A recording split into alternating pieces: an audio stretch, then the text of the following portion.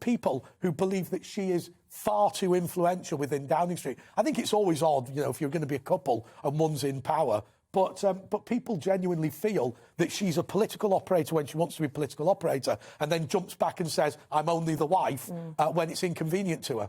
Question mark, I don't know. Yeah, I mean, it's a difficult one, isn't it? When you compare her with someone like Samantha Cameron, who very much played a backseat role. I mean, I can barely think of any occasions where we heard her thoughts about issues.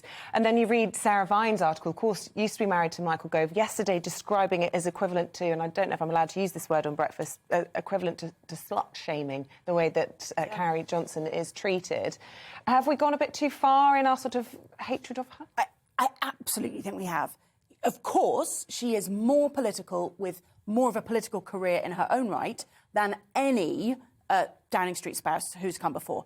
Nevertheless, this, in my view, is a concerted effort to essentially protect Boris Johnson by saying it's all her fault. It's a mad woman in the attic narrative.